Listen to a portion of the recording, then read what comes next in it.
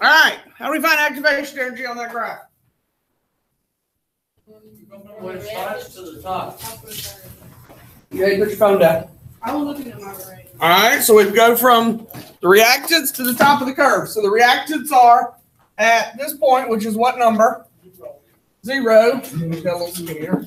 All right. So 0 up to where? The top, right? So activation energy is equal to 0 to 100, which is what? Just 100. All right, kilojoules per mole. All right, I asked you for, was it an endo or exothermic graph? Is it an endo or exothermic? No, exo. Why don't I hear both answers? Endo. How do you decide? Since I'm getting both answers and some of y'all, because I didn't answer immediately, are switching your answers. Lower than when it started. Okay, the products are lower, and that means energy or heat is released if they're lower. Yeah. Means they gave it off. So if it's released or they gave it off, it's what? It's exo. Okay? Now, half of the quiz tomorrow is on old stuff, half of the quiz is on new stuff. So, part of the, not real old. Could be this, could be just writing equations like we did yesterday. Some of y'all did it really well, some of y'all not so well. I don't even know All what right. You're in first period to 11:30. Right. Oh. You're in first period to 11:30. What, tomorrow?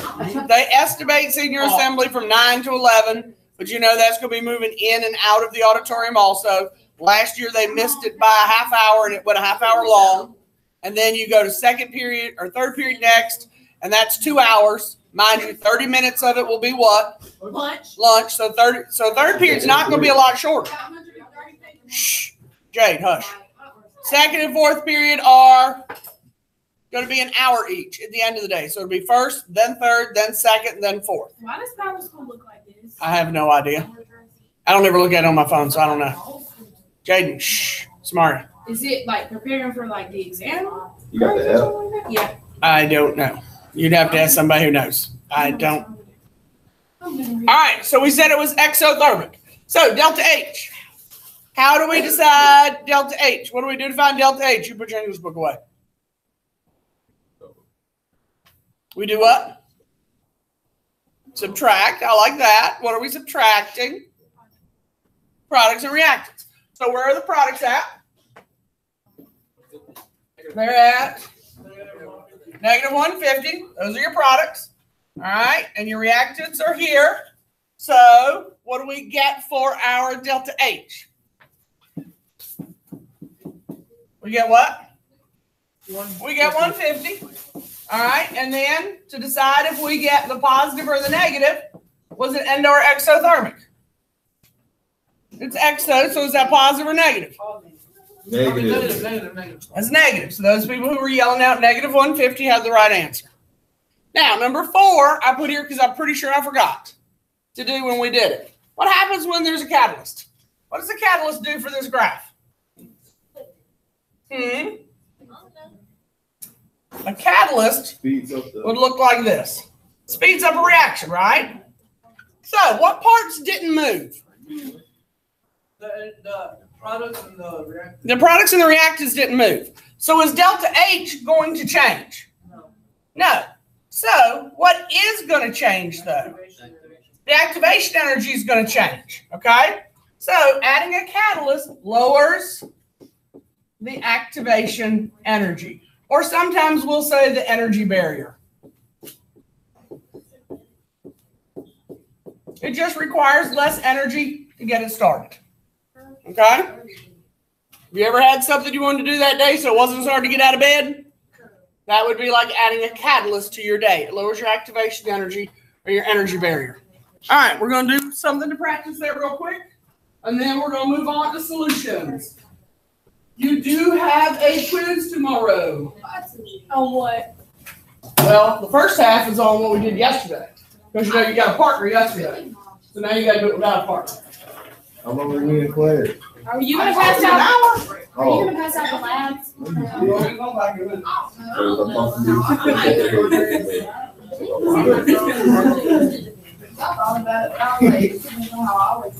Wait, what am I got a thing for my nephew. Did you have homework to show me?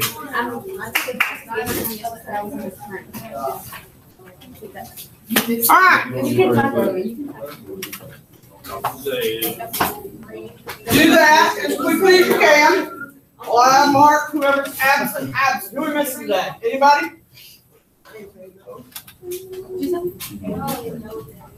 Oh, yeah, we're missing Andy. Andy. Andy. He's taking his English. Oh, now he's having. He's doing the English today? Yes. I Okay. don't like it. So then you go back and fix him.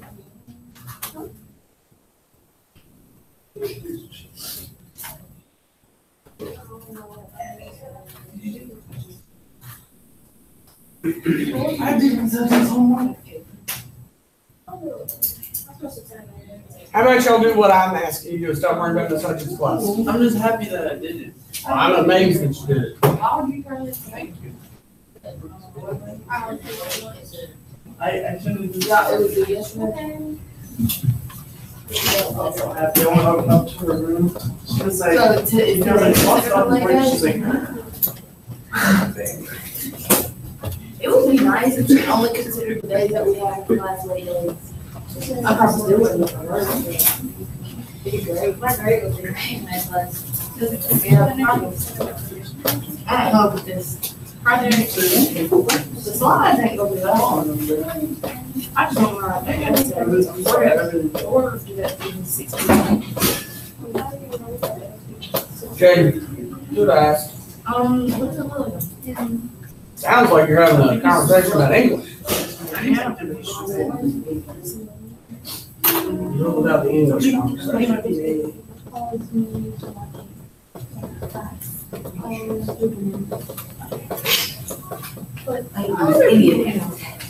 I'm going to yell at them too. Don't yell. Why? Speak softly. Kids don't respond well to you. Do what I want, I don't yell.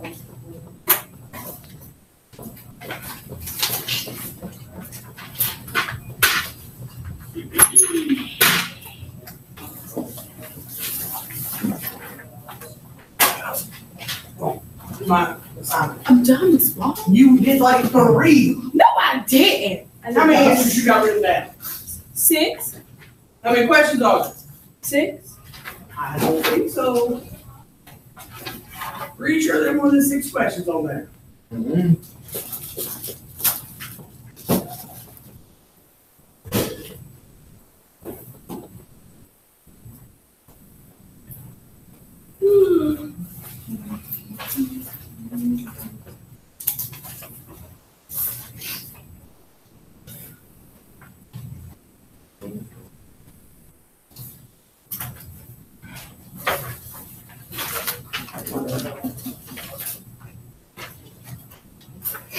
Just saying up front, before I keep handing these out, these were pretty bad. 85 was the highest grade in this particular. I've heard you. No,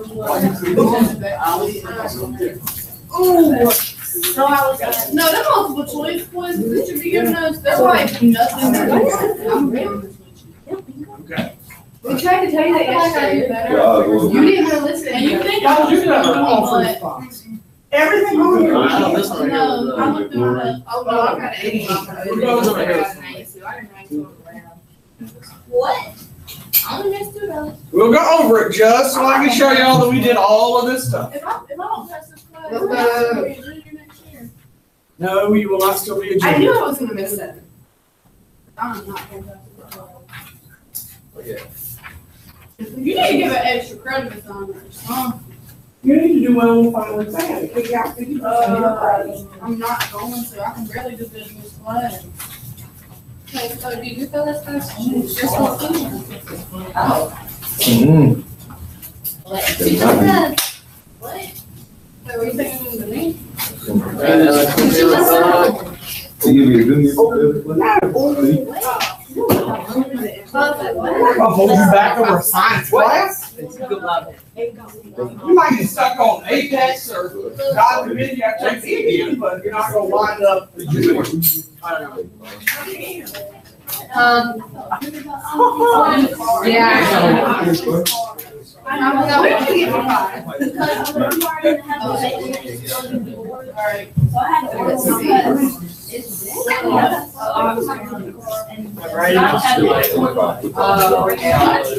why we're not perfect. I know we both got 7.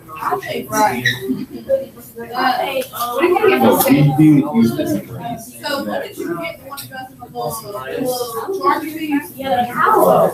Mine is.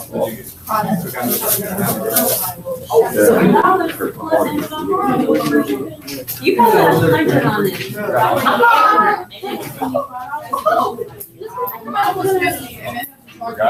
I hate that. I do listen to more. And it's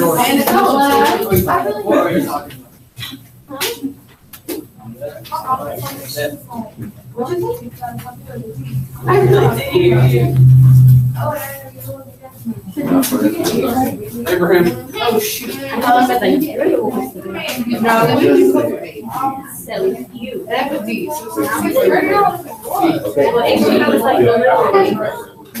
What? I don't know why I can't. I would never do You got here all the tips. That's you. All right. So if we look at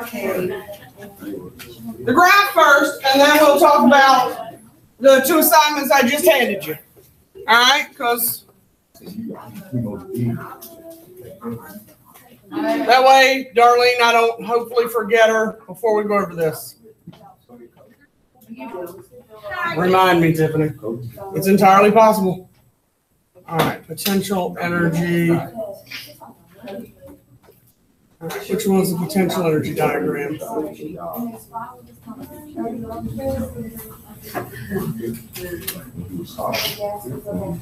wall, do you have any tissues? No. I have brown paper towel at this point. I'm sorry. I hope to go to Costco this weekend and get some more. But I had somebody who had a nasal drip problem the other day, and I swear she used half a box. Can we do some extra credit? No! What is it with you people and wanting extra credit for that stuff? Because most nice people do extra credit. I'm just not nice. I've accepted that long ago. Here. It won't be it though. It's okay though, we won't tell anybody. Tell you what, I can't find it. We'll just do it this way. Oh, I thought you were gonna say we're just gonna do it. No.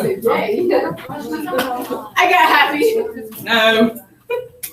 Just use the I can elbow. Elmo. What's the elbow? That stupid red thing. That used to be their original name years ago.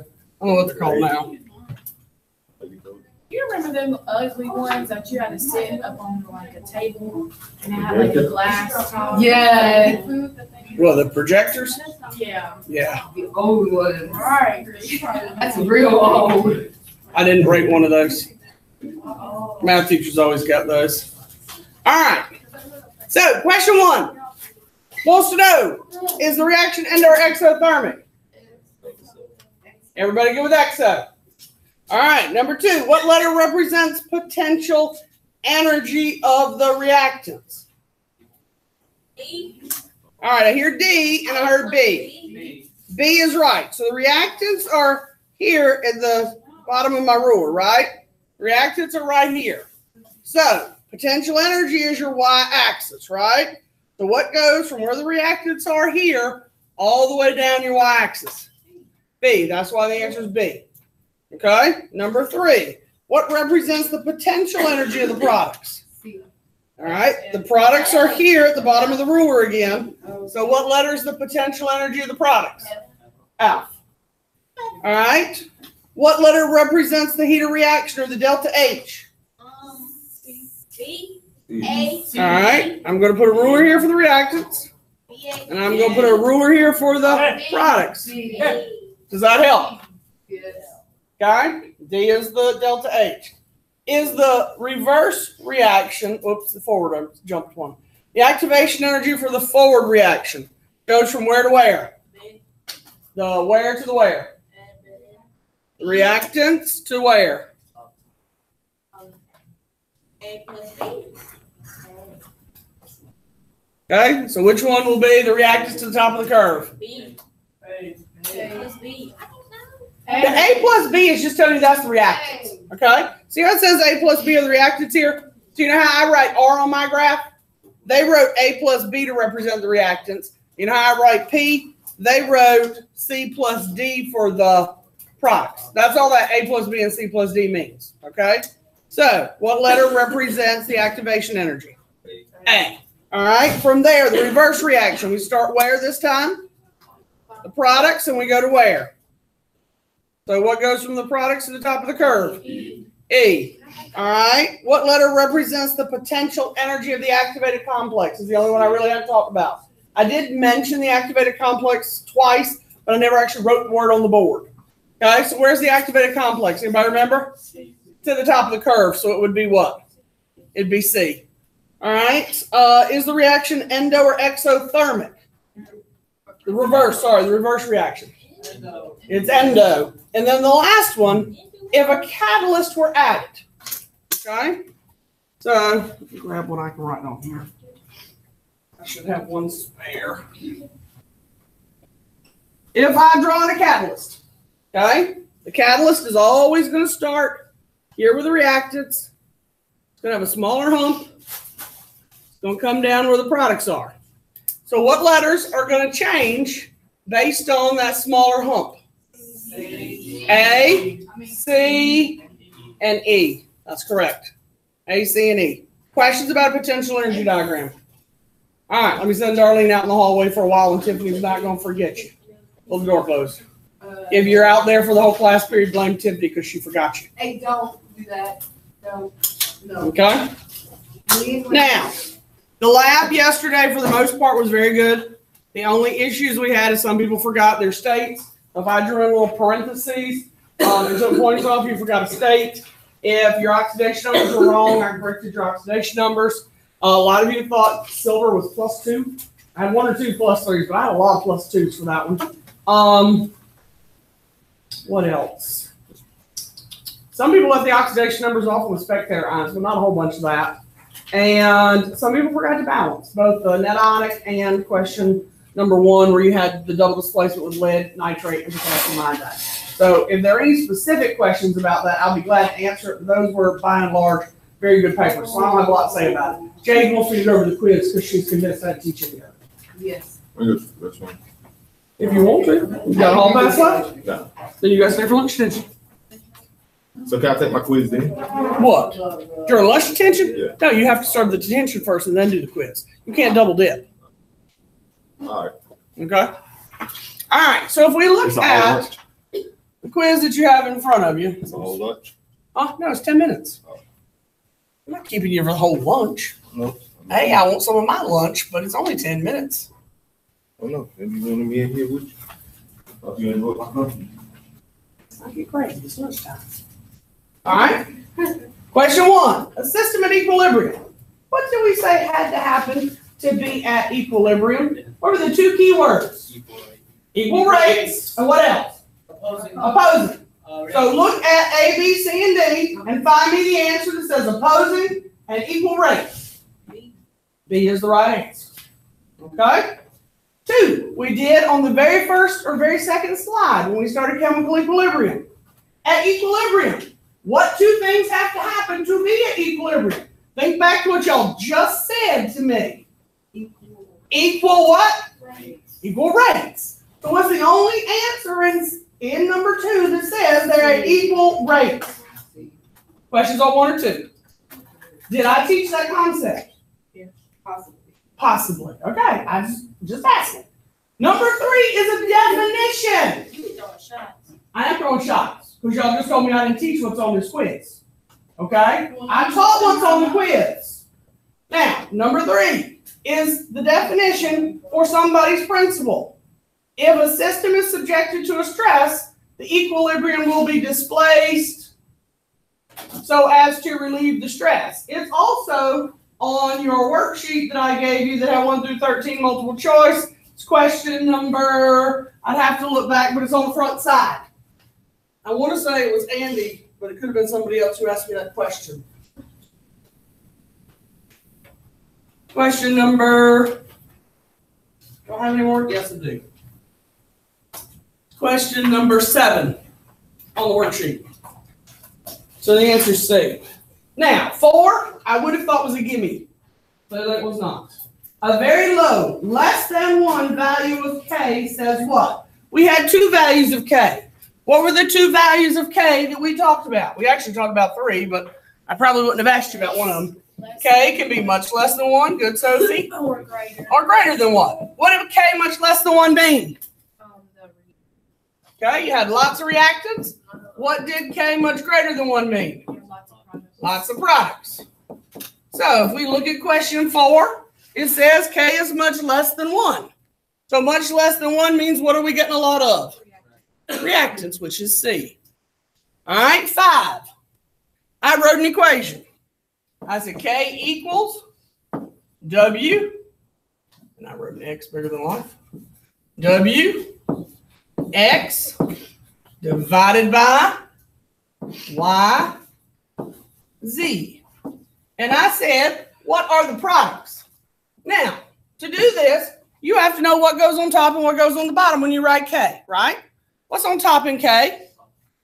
Products are here, divided by the who? Divided by the reactants. So, who would be the products in this formula that I wrote for y'all? W and X.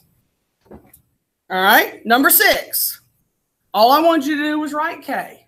Yes, third period gave me a hard time that it was a fake equation.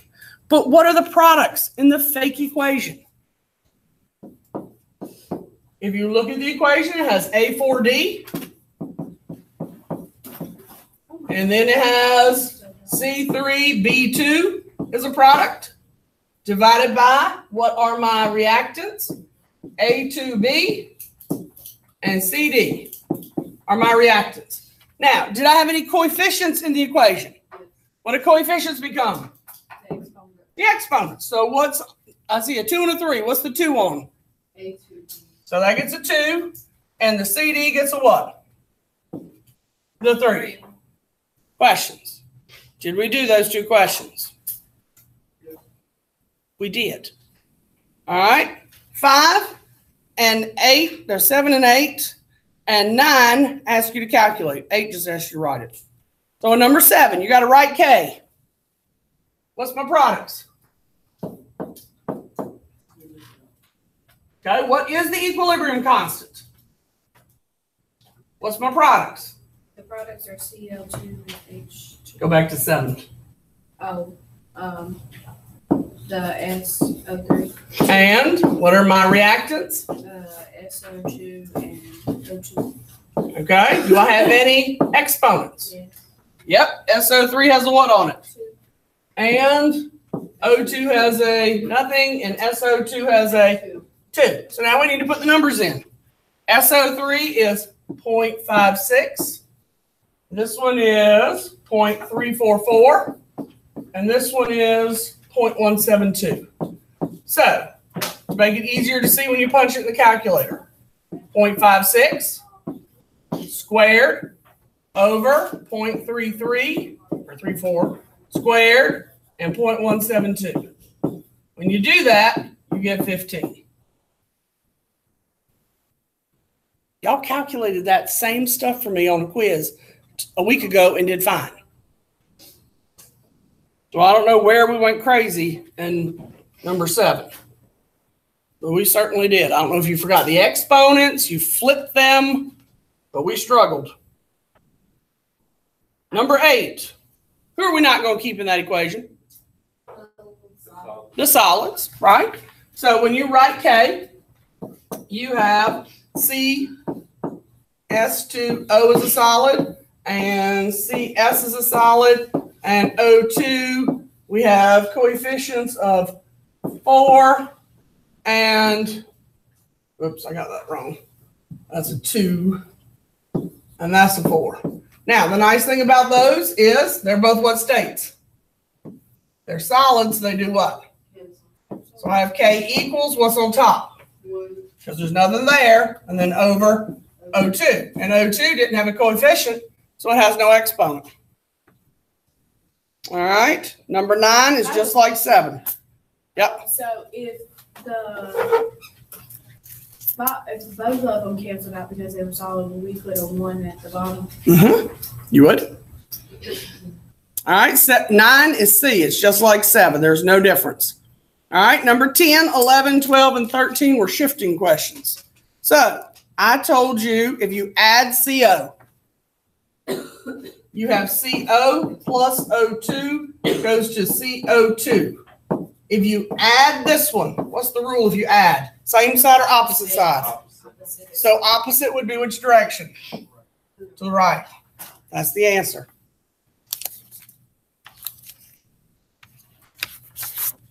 All right, on the back, number 11.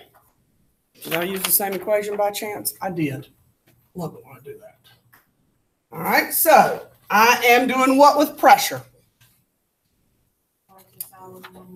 All right, I increase the pressure, so I go to the side with who? Less moles. When I increase pressure, I go to less moles. So which side has less moles? So I'm shifting right. That means this side will do what? And this side will do what? And I'm asking you what happens to the concentration of those things. So if it says the quantity of CO increases, does CO increase? No. And B, does CO2 decrease? Does CO2 decrease? No, CO2 should do what? So A and B are out. C, the quantity of CO2 increases. Is that right? Yes, that's the answer. Okay. All right, let me get rid of all of this. Number 12. All I did there was say that we were going to do what? Remove CO. So if I take this one out, I remove it. What do I do? Same side or opposite side? Same side. So I'm shifting which way? Left. This side will increase. This side will decrease. So looking at those answer choices, will CO2 increase? So A's out. And B, will CO2 decrease? Yes. That's the answer. And the last one, number 13. I've got a different equation this time.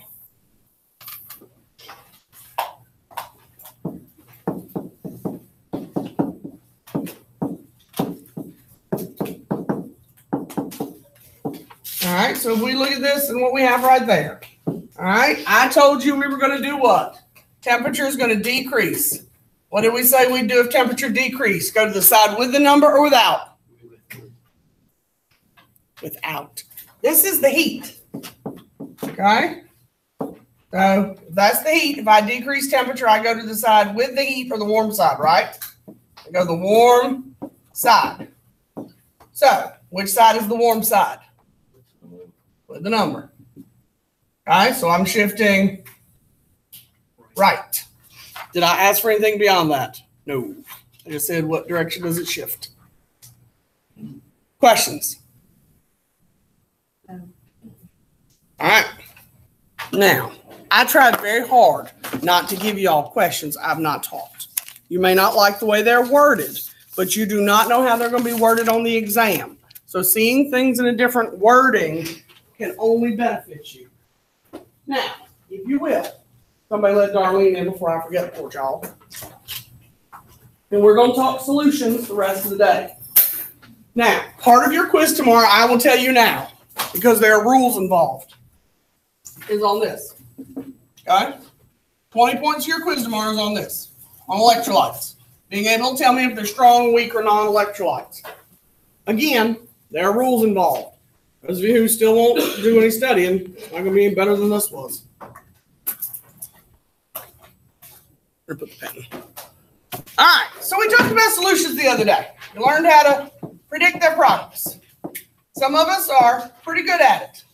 Now, the thing I would say to you is if you had to rely on your partner yesterday because you didn't know the steps, you need to figure out what you're doing wrong for tomorrow.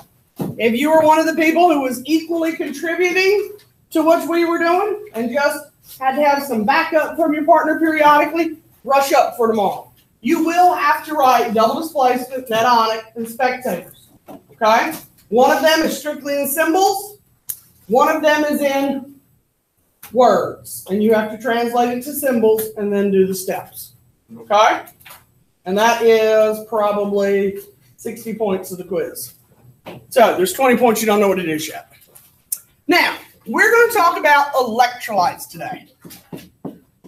Most of you have heard the word electrolyte where?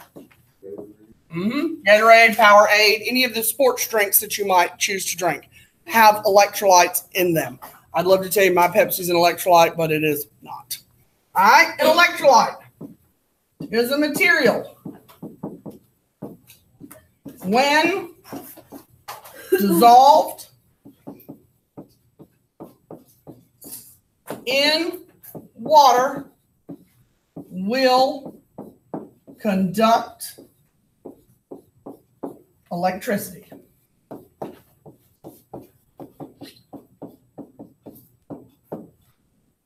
Okay, so your Gatorade will conduct electricity.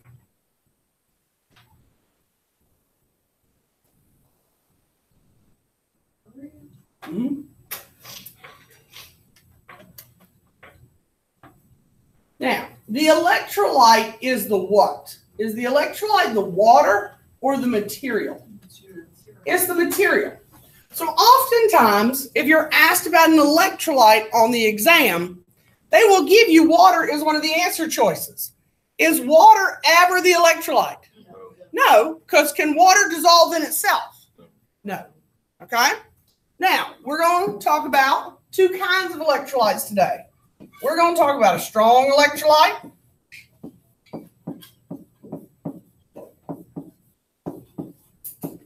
and a weak electrolyte. And I'm just going to tell you what they are, and then we'll talk about how we tell them apart. Okay, a strong electrolyte ionizes, and that's a fancy word for makes ions, right? What did we say making an ion did? What was dissociation? It's just like dissociation. What was dissociation? In case you see it tomorrow. Compound dissolved in water. And form what? Form ions. This is when the solid breaks apart into the ions. You're doing it backwards. Okay? So, an electrolyte, okay, ionizes or breaks apart into ions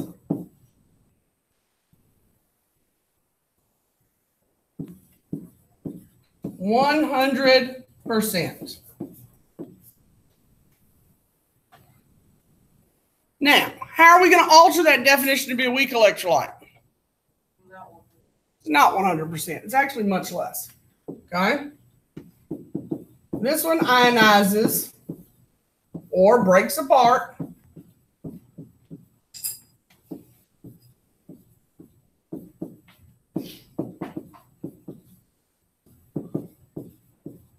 less than 100%. And when we talk about 100%, less than 100%, if you're in the high 90s, you're considered 100%. If you don't dissolve very well, but you do dissolve some, you're considered less than 100%. Now, we're going to have to learn the rules to be able to tell the difference between the two, which is where the problem comes in. Most people can remember the definitions. The flip side of an electrolyte is a what? We have to put the word non on it. What does the word non mean? Not. Okay? Does everybody have what they need off the board? Or do I need to wait? Wait. Okay. Abraham, did you need me to wait? No, okay. You're sure? Okay. So the other one we will do is a non-electrolyte.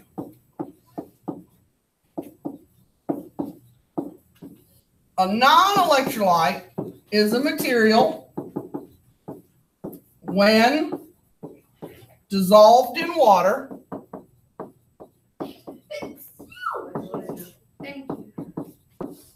will not conduct.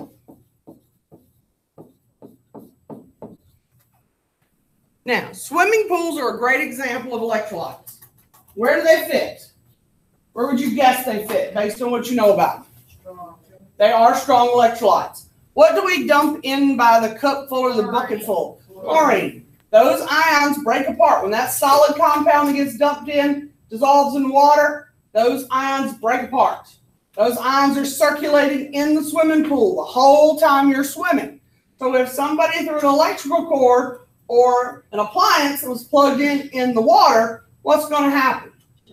It's going to shock you because the ions are going to carry that electricity out to you. Now, whether or not it would be deadly would depend on the voltage of the electricity that was added to the water. Now, in a bathtub at home, it's not much water. It's a whole lot of electricity. If someone accidentally dropped the hair dryer or a TV in on you, back in the old days when they were small, all right, and put it in the bathtub with you, what would happen? You'd be dead. You know, so if you're just going to text on your phone, it's much easier to just put it on your desk than it is to constantly reach in your book bag. Just saying. So, in a larger swimming pool, you would need a much larger amount of electricity to actually do you physical harm. Would it have to be a lot of electricity, though? No, because there's a lot of ions in a swimming pool. So, how are we going to tell the difference between the three? All right, we're going to start with strong electrolytes. What things fall in the category of strong electrolytes? Okay. Ionic compounds. Ionic compounds, when they hit water, dissolve. They break into ions. They just do that. We can't stop it. Think about it. You put salt in water. What happens to salt? It dissolves. Can you stop it? No. As soon as you drop salt in water, okay, you put NaCl in some water, what you get are a whole bunch of Na ions and chlorine ions. And all these ions are circulating around in the water. And so if there's some electricity floating around in there, or God forbid, a lightning storm comes up and please tell me you don't need something else printed. I do. Keep teaching us. I can't use it. I'm recording. Oh. Go see Dr. Phillips. I just need some scissors or some glue. There's scissors and glue. All right, but those ions are going to continue to move around in the beaker. There's no way to stop that. Now, the other two categories for strong electrolytes are strong acids and strong bases. So, here's where the rule part comes in. Y'all don't know how to tell the difference between a strong acid and a strong base, right? Make sure you remember where those came from. Of course. Mm-hmm. Love you. Mm-hmm. So, everybody got it? Okay.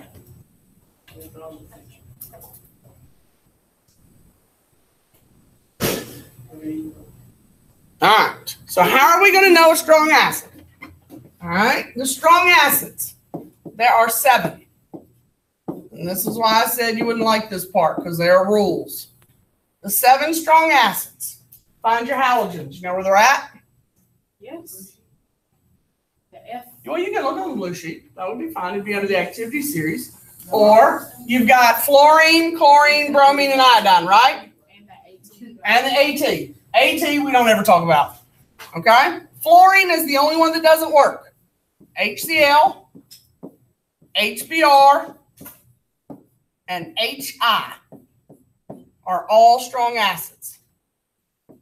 Okay? Their names are hydrochloric, hydrobromic, and hydroiodic. And these are all acids. Now, those are the 3 that are binary. What do I mean by binary again? 2 parts, 2 elements, 2 capitals. So the other 4 are going to be polyatomic ions, or the ones that a lot of times we call oxyacids. They have hydrogen and they have an oxygen in them. Now, several of them you should already know the names of if you did what you were supposed to way back when. H2SO4 and HNO3 are two you were supposed to learn. Anybody remember the name of HNO3 or H2SO4?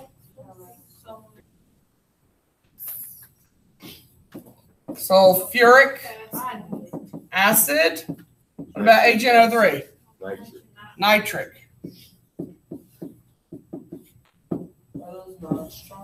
No, these are still all strong. Basically, the way you tell a strong from a weak acid is you know the 7 strong acids, and if they're not strong, they're automatically what by definition? They're automatically weak. All right, so the last two are new for us. HClO3 and HClO4. HClO3 is called chloric acid, and this one is perchloric acid. Okay? Those are the 7 strong acids. And in a minute, we'll write it down. But essentially, if you're not a strong acid, you are by definition a what? You're a weak acid. If you're not on that list exactly as I've written it, you're weak. So if we change a subscript, if we add a positive or negative on it and make it an ion, if we do anything to it, it automatically becomes a weak acid.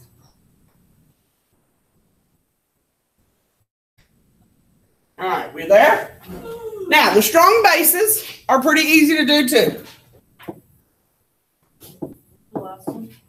For the strong electrolytes, yes. No, what's the last one? Oh, perchloric. So, to be a strong base, you have to be a group 1 or group 2 metal on hydroxide. Anybody remember what hydroxide is? It's a polyatomic ion. The H. It's got an H and a what else? It's OH negative. Very good.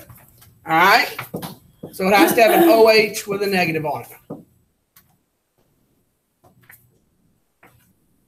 All right. So give me any group 1 metal. So if I write K, OH, I am a strong base. Give me any group 2 metal. So if I write Ca, OH2, I am a strong base. Questions about how to tell if they're strong acids or strong bases? How do we decide if they're ionic? I didn't review that. I just sort of made the leap that everybody knew it because I figured I'd be crushed if I asked. So crush me now. How do we tell if something's ionic? The OH. More than.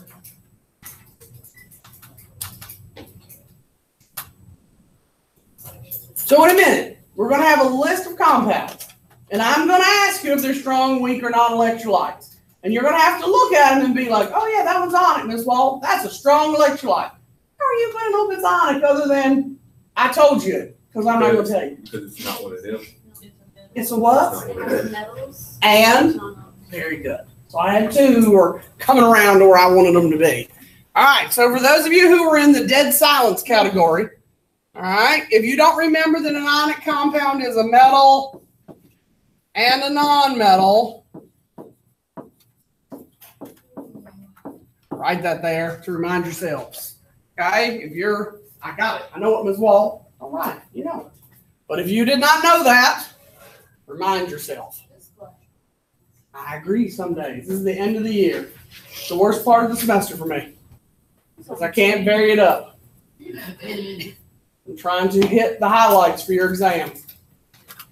And we got to do a solubility graph today, too. When are we going to start reviewing next week? Thursday and Friday. So Tuesday and Wednesday, I'll still teach. I need to do dilution and titration on, or dilution and molarity on Tuesday because I suspect you'll see one of those. And I want to hit some highlights of nuclear chemistry, which will take about 45 minutes on Wednesday because those are easy questions if you get them. So those 2 things, and then the rest of it that we didn't get to on acids and bases, we'll just guess. Okay. All right.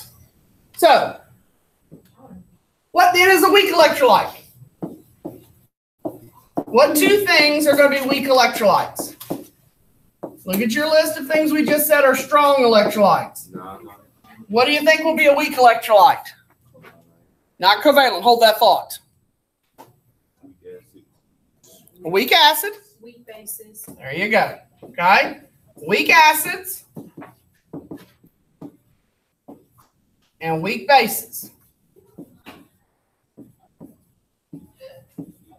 are the only two things that are going to be weak electrolytes. Now, we already said that if you're a weak acid, you are any acid not on list of strong acids. Now, if you haven't noticed, I'm making an assumption here that you can tell an acid from a regular compound. It starts with hydrogen. Okay, I like that. More people yelled out the right answer. All right, acids start with hydrogen.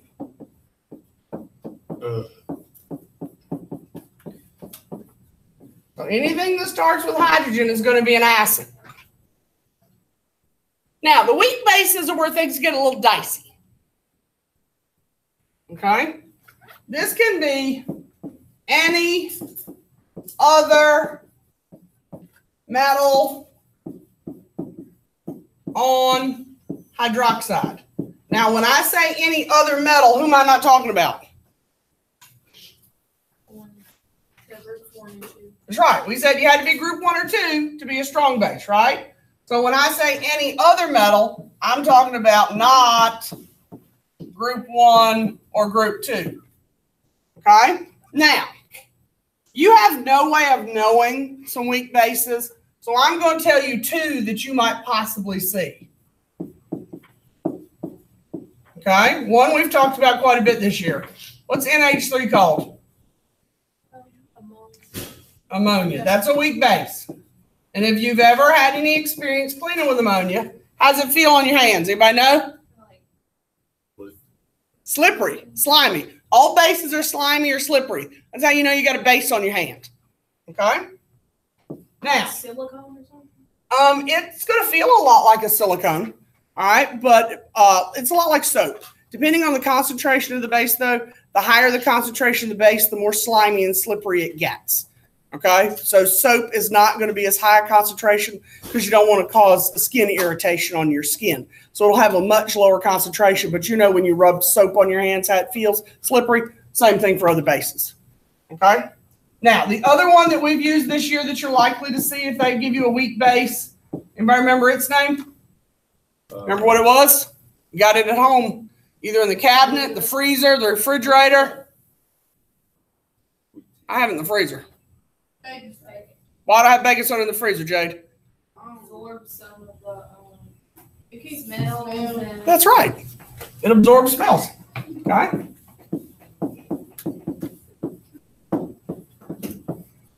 Okay. Baking soda. Both of those are weak bases. So they might throw one of those oddball kind of things at you. Now, the non-electrolytes are the easiest because they only have one type of compound. Okay? They're the absolute easiest. What's the only kind of compound we haven't talked about, Stephanie? I told you to hang on to it. What?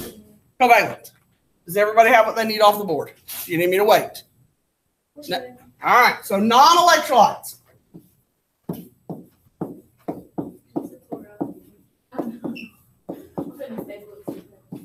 Non-electrolytes has one type. Covalent. So how are you guys going to be able to tell me, oh, yeah, that's a covalent compound as well? It has what? Who? Metal. It's what? Yes, it's non-metals. All right, all non-metals. You find out what you need, Dr. Phillips? Okay. So it's all non-metals. So the metal answer that Stephanie gave me would be what kind of bond? Metallic. Okay, anything that's all metals would be a metallic bond. All right, so all non-metals would be covalent. All right, everybody got it? Now we're going to see what we can do with it. I'm pretty sure I have samples made up. So you don't have to read my bad handwriting.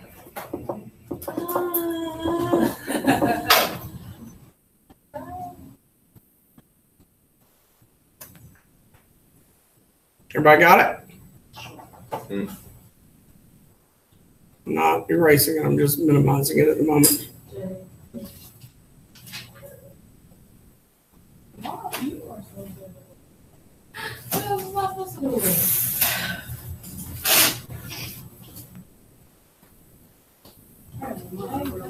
You don't have enough of those again?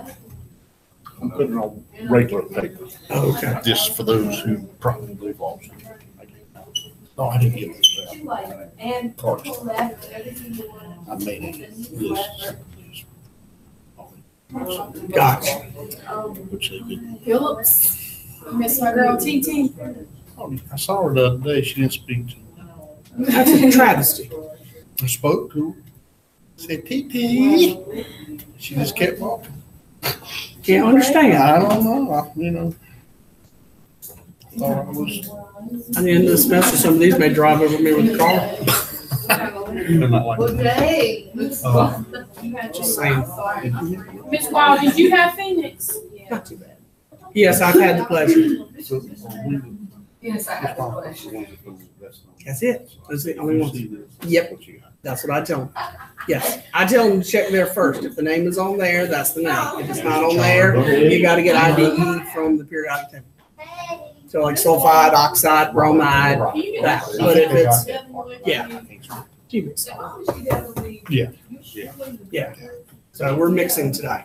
We've done some mixing yesterday at the end of class, but very little. So we're mixing old system with the Onic today. So Covalent and Onic will be mixed, and they'll have to figure out which ones they can do prefixes and which ones they can't. Right, Yeah, that's what we're doing. Well, That'd help us all. see, the way I did this, I only identify what the elements are to start with.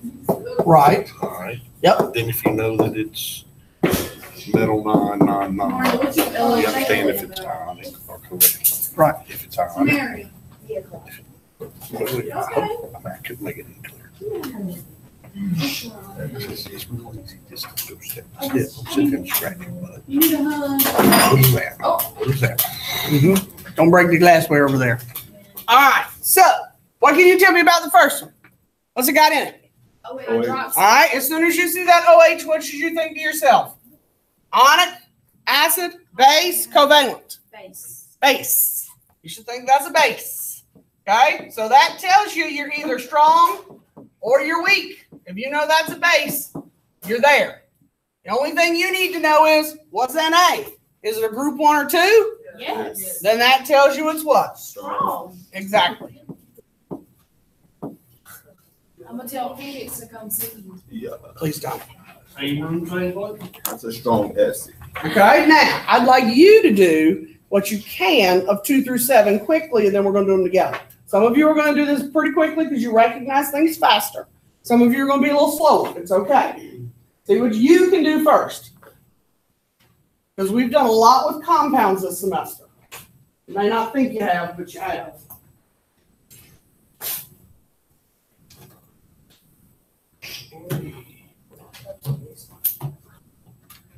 Let's cross some of this about tomorrow.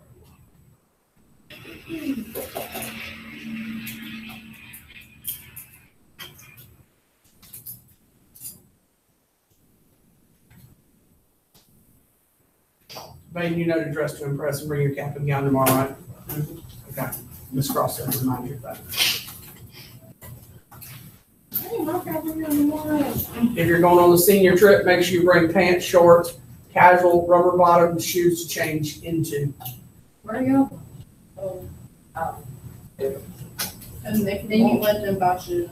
And you should report to her room after the assembly to pick up your senior t-shirt. Okay. And you can leave any of your stuff in her room, she says. And don't forget your signed permission slips. Susan said read you a whole daggone paragraph. I still find that funny.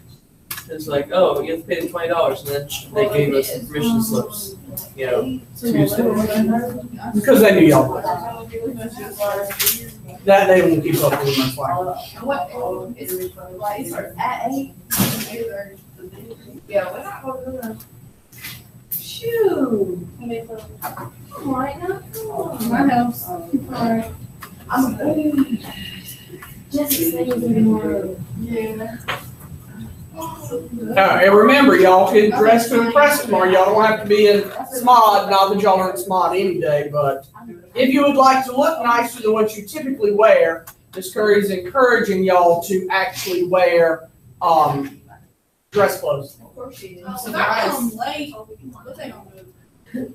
Like, we skip the assembly? No, not even that. Like, what if I come in like 9? If you come in at 9, you would have to probably at that point find your class in the auditorium or sit at the back would be my best guess with people like me. That's okay, just don't get on my nerves. Don't talk to me tomorrow. Why would I talk to you during the senior assembly? We're supposed to be quiet and respectful. I mean, I don't know, because you're you, and You're not gonna talk through the assembly?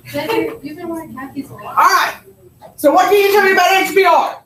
It's Strong. Okay, how'd you know it was strong for those people who aren't there? Because it was the 7 acid. All right, it's an acid. So the first connection you should make is this is an acid. And if it's an acid, you have to decide if it's weak or strong. So we know that it's one of those two. And because you know this is what kind of acid? Oh, strong. It's a strong acid. That's how you knew that, because it was a strong acid.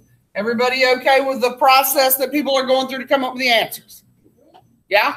All right, MgI2, what can you tell me about it? Okay, why'd you say weak? Because it's not. It's a metal and a non-metal. All right. So if it's a metal and a non-metal, what is it? Strong. What is a metal and a non-metal? Tell me that. It's ionic. If you could tell me it's ionic because it's a metal and a non-metal, where does ionic fit in our rules? Strong, weak, or non? It's strong. Okay. Ionic is a strong electrolyte. What can you tell me about 4? No, it's a non-electron. All right. Well, instead of yelling out strong, weak, or non first, tell me what you think it is. Weak. Instead of that, what compound do you think it is? Is it like an acid, a base, an ionic, a covalent? What do you think it is first? All right, it's covalent. So you guys are getting the compounds right. You're struggling with the rules. So covalent, for those of you who said weak, I don't have my rules up here. I'd have to minimize.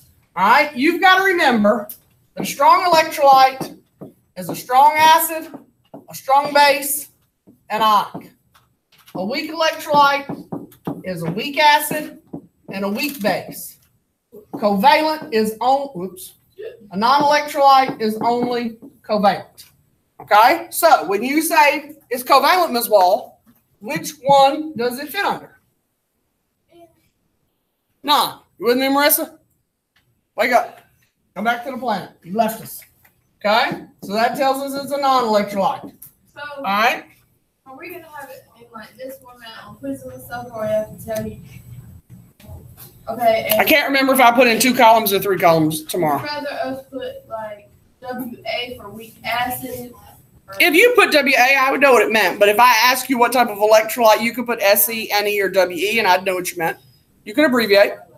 All right, what can you tell me about KBR? Metal and a strong. All right, tell me what kind of compound it is first. What do you know what kind of compound? It's ionic. So if you know it's ionic, it's a what? It's strong. What can you tell me about NO2? Covalent. It's 2 non-metals. It's covalent. So it's a what? It's a non-electrolyte. What can you tell me about H3PO4? It's an acid. So it's either going to be what or what? It's either going to be strong or weak. So which one do you think it is? It's weak. It's not on the strong acid list, so it's a weak acid. Okay. Questions? No. The hardest part for most people is this. And remembering the rules. Okay? Most of you can recognize, oh, it starts with H, it's an acid, but you got to know whether it's a strong or a weak acid, right? Yeah. So you got to learn the 7 strong acids to be able to recognize.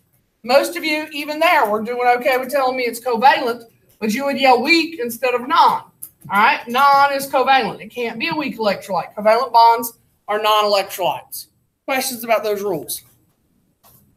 All right, we're going to finish with solubility graphs today. It's easy. Y'all need something easy to finish the day with. So it's not doing anything. We're not going to sit here and do nothing. You might as well hang that up. Let's just have like a 5-minute break. Yeah. A brain break for 5 minutes. We need a break. Hang in there, baby. A 5 minutes. Yeah. Just a 5 minutes. We don't get a break. Nope, Please. you don't. A break is good for them. It probably is. You're just not getting one. Why? We're not gonna learn this much. Too bad. Why are you so mean now? You're nice last week. Nothing's changed. You All right. So we have 6 slides, and then we're going to draw. Oh. Y'all are going to graph. I shouldn't say we're going to draw. Y'all are going to graph. While I try not to pull my hair out when you tell me you can't. All right. Solutions can not only be classified as electrolytes and non-electrolytes. Zoe, go back to anatomy, wherever you're supposed to be. All right. Solutions can be classified as strong, weak, and non. But now we're going to learn to classify them as unsaturated, saturated, and supersaturated. Okay?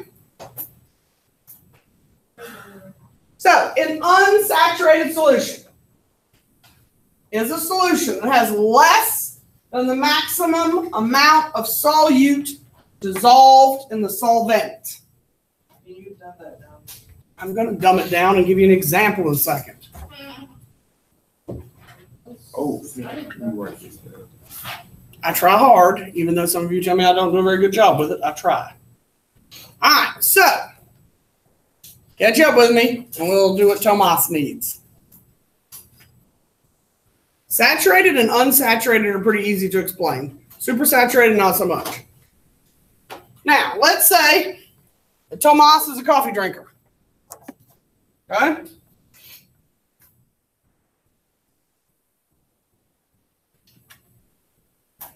Fix my plate there. Doesn't look very good.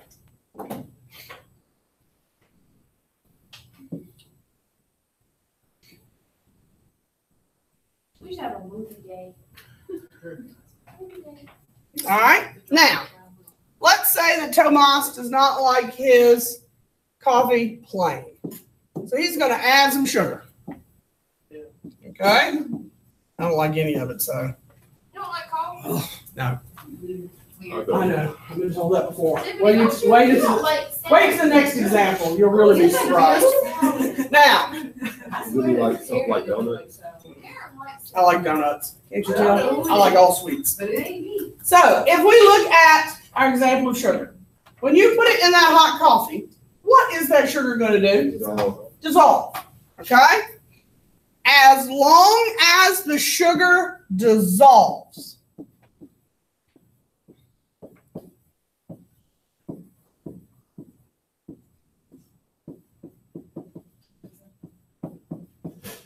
it is unsaturated.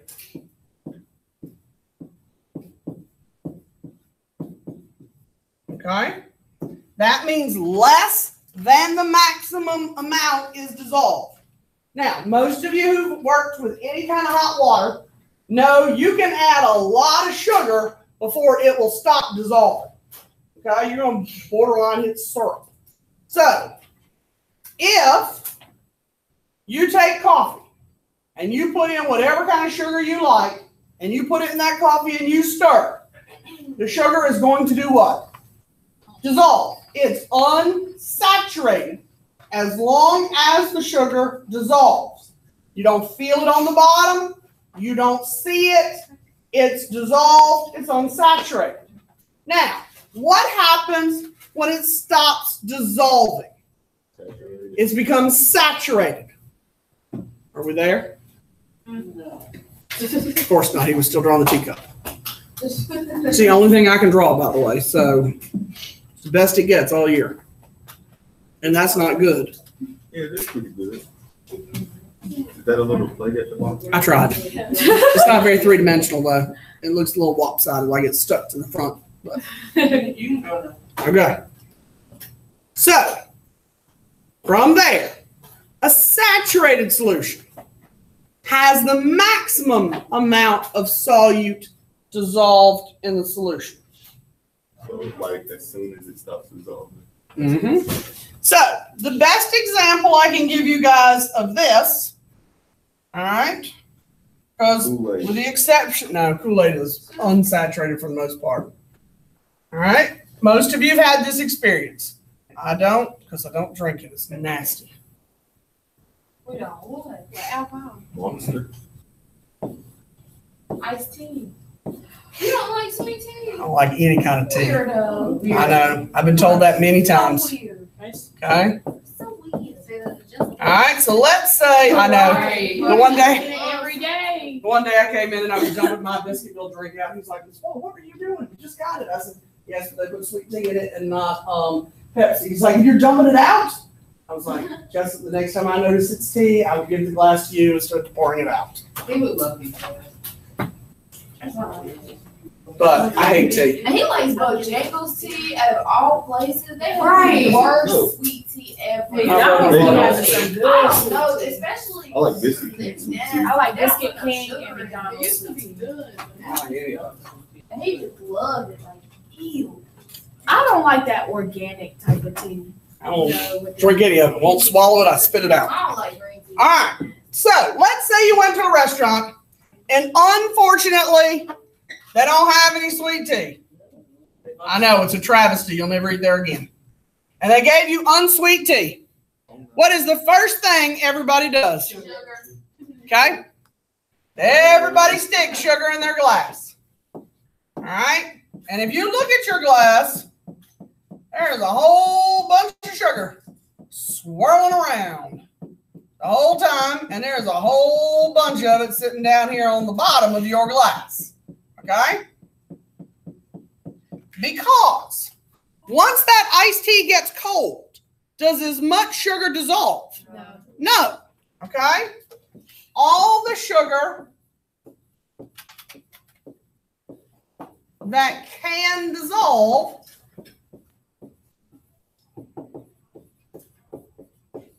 is dissolved. Okay? You've dissolved the maximum you can dissolve. All that can dissolve is dissolved.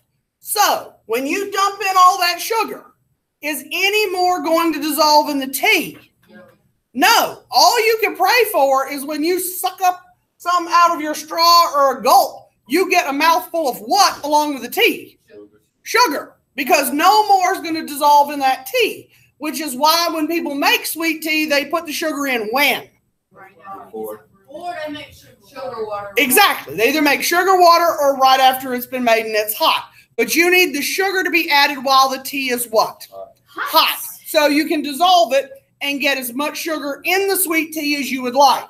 Because once you've made it cold, will as much sugar dissolve? No. So how will you know that it's saturated? when you start seeing the sugar. Okay? It is saturated when it stops dissolving. Now, most of you can tell that because you either see it spinning around the glass, you feel the grit on the bottom, but you can tell in one way or another that your solution is now saturated.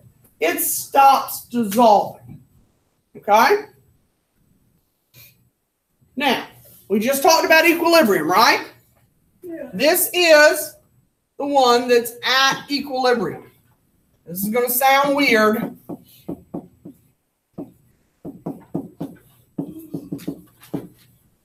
But dissolving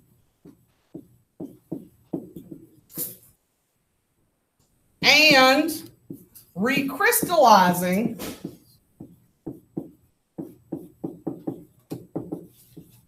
occur at equal rates. So believe it or not, when you're vigorously stirring that sugar in your tea glass, trying to get your sugar to dissolve, some of it is dissolving, but some of it is recrystallizing at the same time. So are you actually getting more sugar to dissolve in the glass? No, you've already saturated the solution. No more will dissolve in that tea glass.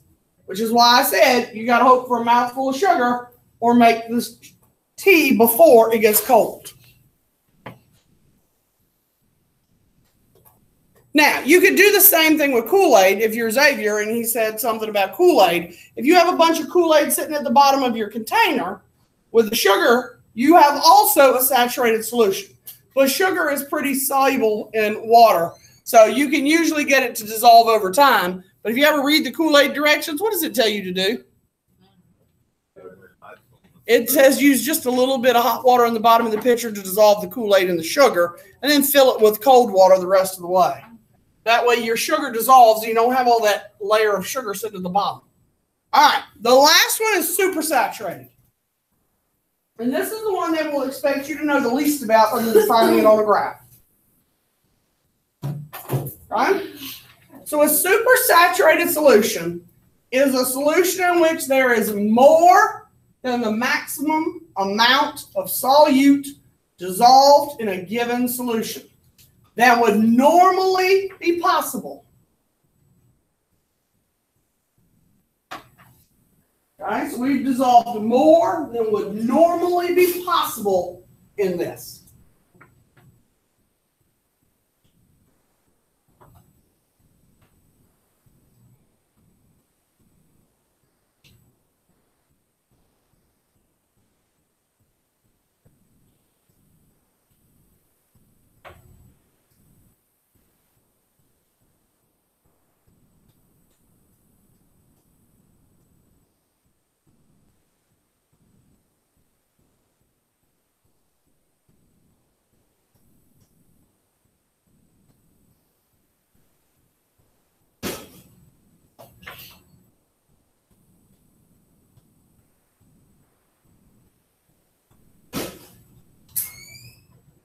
All right, we caught up?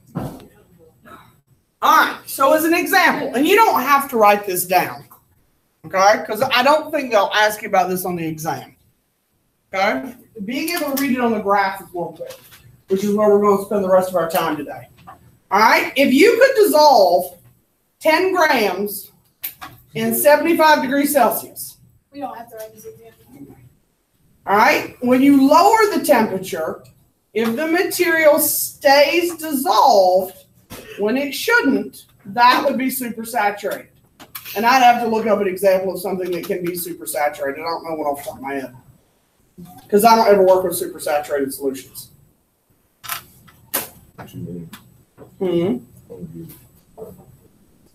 For example, if you took something that had, let's just say 10 grams of solid, and you dissolved it, but we heated it, right? So it's warm water. It's not boiling, but it's pretty warm. I wouldn't want to stick my hand in 75 degrees Celsius water. Okay? And you got it all dissolved. Most things that are not supersaturated, when you cool them down, they start to come out of solution. Did you notice like the silver nitrate and the lead nitrate yesterday? The lead nitrate had like white stuff on the bottom of the little bottle, and the silver nitrate had silver stuff on the bottom. Well, as they sit and cool, they come out of solution and the particles tend to settle on the bottom. In a supersaturated solution, when they cool, would that happen? No, they would stay dissolved. Okay? But most things don't. We got a quiz on this. You have to be able to use it on a graph at best. I'm never going to ask you the definitions. I don't generally ask you a lot of definitions. All right? Now, we have to, and you don't have to write this either, okay? So, we're going to talk about solubility graph, okay? On the graph are three things on it. And they're going to be labeled on the graph in a minute, which is why I said you didn't have to write it. You're going to have temperature, you're going to have the amount of solute, and the amount of solvent. So, here's our graph. And I do want you to write that down. Don't write real small, because I'm going to write in the graph. So have a big enough graph that you can add in some pieces and some labels. When are you kids presenting? Next week? Yeah. Okay. I think I'll make them come in here. I don't care about anatomy. Okay. But I kind of like solubility. Like making iced tea, sweet tea. Yeah, I hate tea. Ugh. So like What is wrong with tea that you do not? I just don't like the taste. I never have. I'm convinced it's because I was originally born in New York, so we just didn't drink it when I was little. We never drank it. And then when I was older, high school age like y'all are, I just never acquired a taste for it. You like So pizza? even now, my kids didn't drink it when they were little, so I don't like it. I'll tell you They don't like it pizza I'll tell you or right now, pop? the New York thing doesn't matter. Huh? The New York thing doesn't matter. I just have no taste for it. I don't like it. My mother will drink it, my husband will drink it, but I hate it. Both of my kids hate Yeah, 'cause it doesn't taste great. it. I agree. I have a friend who tells me anytime you have to put that much sugar into something to make it taste good, couldn't have tasted good to start with. We could just make it better. Green tea. I know you're not about Cheeto. I can do green tea. I can't even do that. I don't like the smell. I don't like any of Green it. tea is just good. Either I can do hot green tea or I can do the stuff you get at the gas station. Lipton tea is nasty. Yeah. I don't like that Okay, tea. we I like can. Or Beef. gold leaf tea is nasty too. Yeah, it's like, I tastes like can it's do got like, Arizona thing. I don't really like Arizona teas. Maybe I haven't the right I like any of it. I don't have any brand you want. Yeah, my share. Any brand you like. Because I tried one and I did not like it. yeah. Which kind did you try? I really don't remember. We I like- like tried it. I think We get half, like we get half and half, like the tea and lemonade, that's all right. I'm talking about Arizona. Like Arnold Palmer. Yeah. Hmm? you have to be careful because some of them have like ginger in it and stuff like that. All right. So does everybody have the draft? Oh, yeah. Now, the important piece of what we're doing today, aside from understanding the definitions, if they give you a description, which they could, but you're more likely to see a solubility graph and ask you to interpret the graph. Now, reading a graph, y'all all know how to do. So you need to know where those three solutions are on the graph. So first of all, the x-axis shows temperature, right? The y-axis has how many things on it?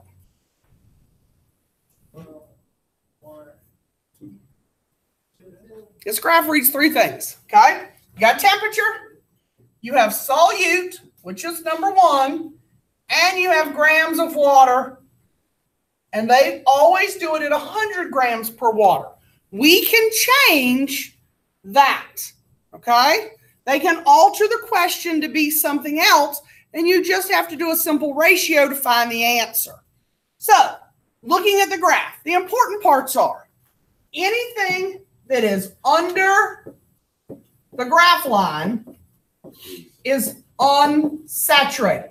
So anything that falls below that graph line would be considered an unsaturated solution.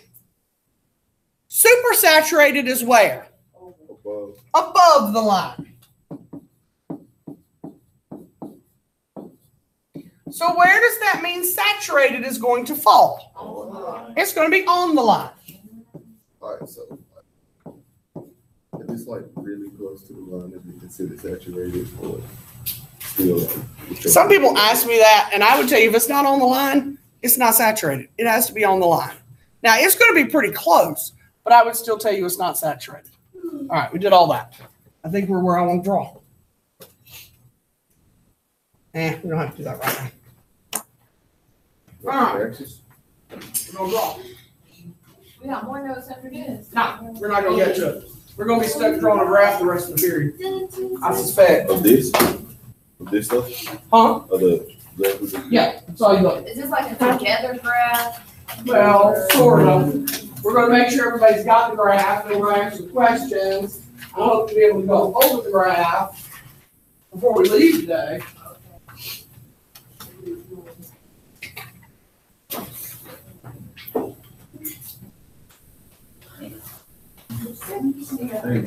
All right. So on the paper I just handed you, all right, we've got a chart that we're going to graph.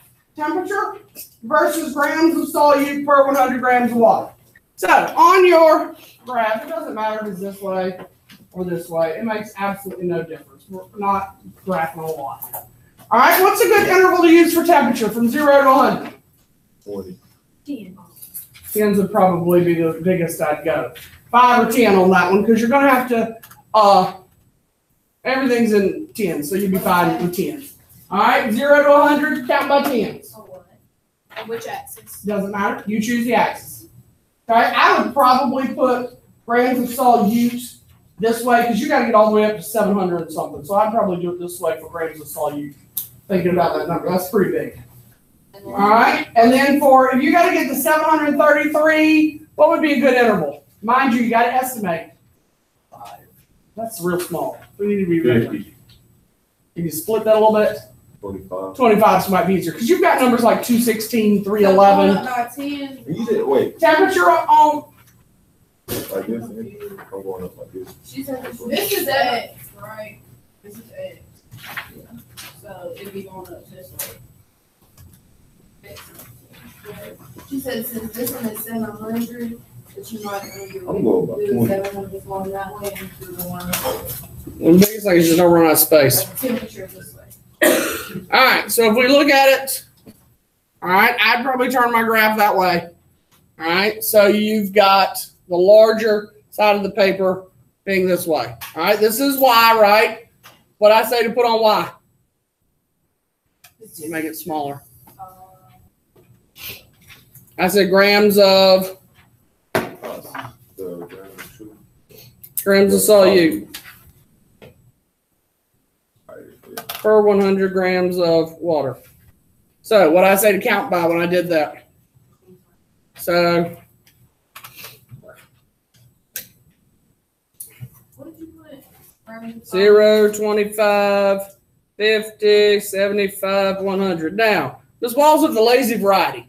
I don't want to have to keep writing 25, 50, 75, 100. How can I do that and count by 25s? Skip it. Skip a line and count by what? By what? 50s. So skip a line, 150. Skip a line, 200. Skip a line, 250. And I'm still counting by what? Still counting by 25s. For temperature, I'd probably go 10, 20, 30. You can make those smaller if you want. All right. And once you've numbered your graph it. The point of this is not What drawing is a it graph, called? by the way. 7 what? 733, I think is what I saw. So 750, you'd be good. How did you start your graph off? Well, this way it's 25, 50, 100. Yeah, 150.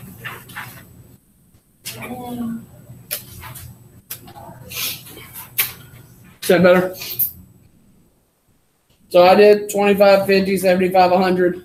So every line is 25, but I got tired of counting by 25s. So I just changed it. And then X, you went 10. Yep.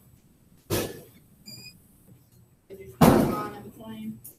You can because you got plenty of space. I just didn't. Dang, I should.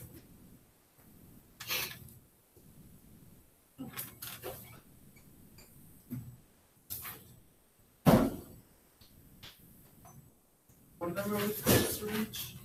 733, I think.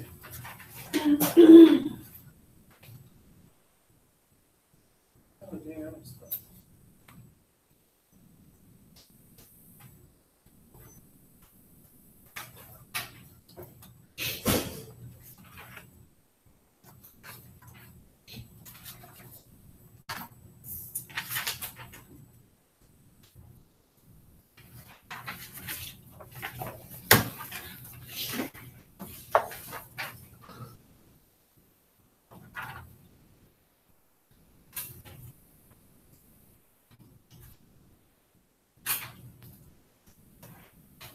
Then you can start graphing.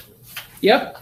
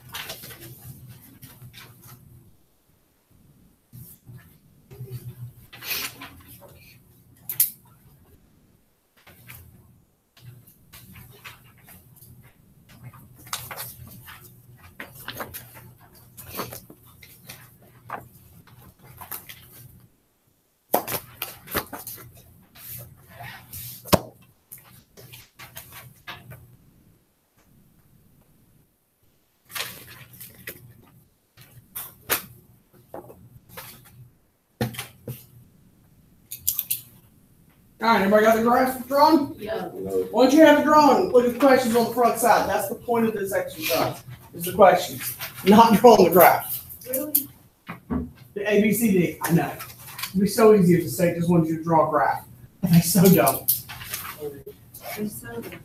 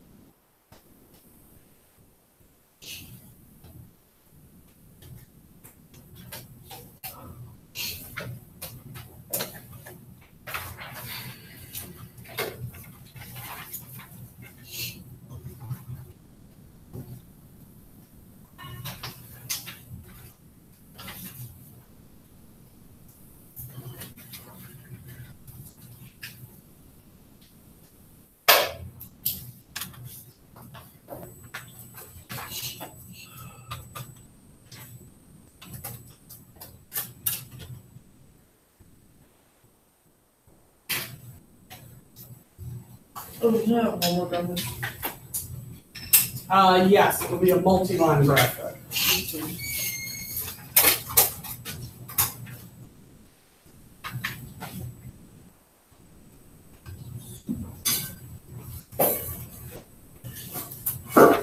Oh, man.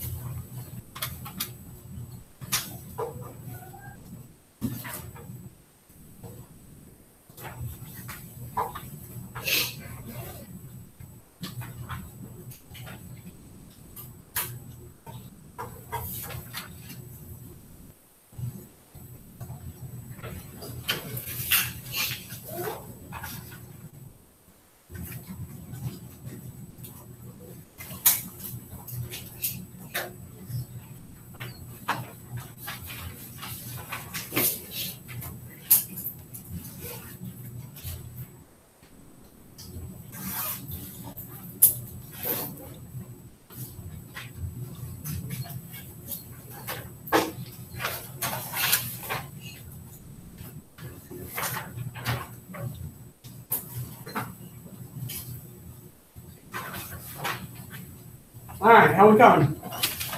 So for B, So for B, we're just, you're doing multiple questions in B.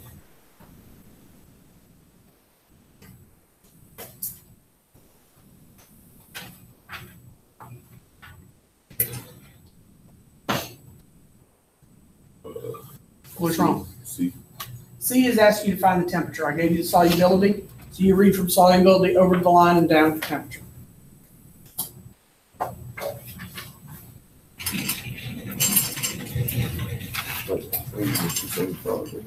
Yeah, find 275 on your graph, on here, and find the temperature. Okay, you drew yours backwards. It's supposed to be, no, never mind, you just wrote in 20, 40, 60, 80 all over the place. Okay, so find 275. Okay, and estimate over, and then down. What temperature do you get? Okay, that's good. Then put a degree Celsius on it, and you're good. How many of us are still working? You just put grams on the end of the other one? Yeah, well, grams per 100 grams of water.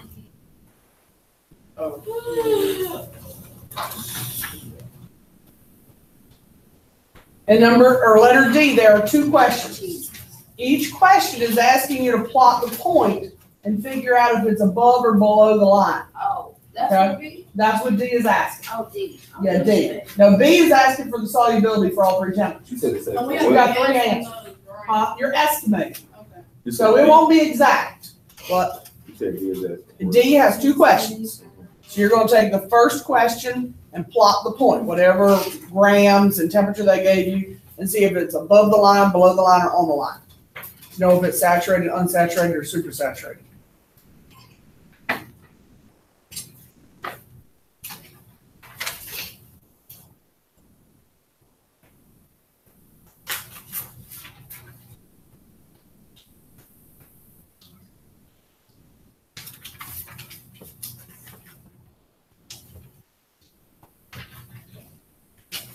So we have to replot the ones for D. So what now? We have to plot the stuff on D. Well, yes, that you have to just look for the points and actually, put a dot there to know if it's above the line or below the line, but you don't actually have to physically draw the point. Do we add the 325 and the 100? So do we just do the 325 or do we just do the 100? You just do the temperature of the 325, because the 100 is the 100 grams that's always there. So it's just a 325. Are we keeping that? Yeah, I kind of wanted to go over it. If we don't get to do it today, after tomorrow, but it doesn't matter to me which day. All right, if we look at what you came up with to start with, okay? What can you tell me about the graph? All right, it asks you what can you tell me about solubility? How does solubility change with temperature? Increase, decrease, or stays the same? Increase. What would decrease look like? Going down, Going down, what would stay the same look like? going straight. Sort of straight across. And you will see all three of those on the multi-line one I have for tomorrow. All right, B, tell me the solubility at 35. All right, so find 35 degrees Celsius, read up, what you get? 265. Okay, 260, 265, somewhere in that range. Grams per 100 grams of water. See this unit that you wrote over here? Or that is right here? That's grams per 100 grams of water. That's your unit on it. So we don't have to put grams solute? No, you don't have to write grams in solute. You can just write grams. Grams over 100. Yep. For the one that said what? 55, what'd you come up with for 55? 14. 410? All right, 400. Everybody in that range? If you're a little below or a little above, that's fine. Grams per 100 grams of water. And the last one, the 75, you got what? 540 and 550. We're all in that range? Yeah. All right, letter C, I want you to go backwards. It gave you 275, so you read over to the temperature and down, what'd you get? 35, 36, 34, somewhere in that range? Degrees Celsius. Last two.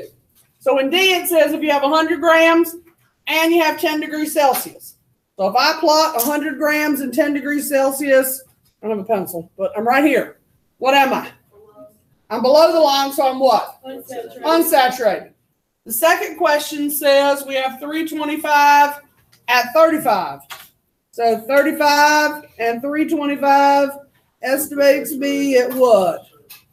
It looks like I'm above the line, so I'm what? Supersaturated. Questions about how to do that? No. Fabulous.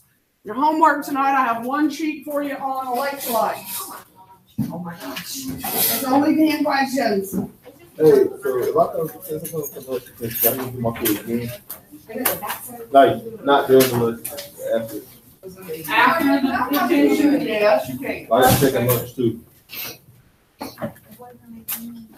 1, 2, 3. Remember, you have your quiz tomorrow, so don't forget. It's possible that it will be the last quiz grade. Oh, no, I don't know. I'm considering it. You know, because some folks can't go to school every day. Hey, wait a minute. Yeah, I know, some people are not though. There we go. Look at me when she said that. I wasn't looking, you were in the front of the room. I was gonna say, you don't have. You're not even close to being in attendance trouble. All right, I don't have an eraser up here. You have a calculator, put it up. Why don't I have an eraser up here? Everybody need an eraser? Here, what did you miss one? I couldn't hear a second. I want to take my quiz. I already had your quiz out. You didn't show up and I gave your quiz away. So now I gotta get out a new quiz. I'm sorry. Gray told me this one didn't show up. Ms. Walk, No, because that day I had a 603 stuff. Uh-huh. Ms. Walk, What? can I take a quiz during What quiz? And what lunch? the one with no math? What lunch? Oh, what lunch do you have? I have third lunch. Then I'll come back. What lunch do you have? Second, the lunch teacher won't care if I ask it. Oh, only third lunch. Since your teacher is so flexible and understanding. Y'all sit down. What on earth is that?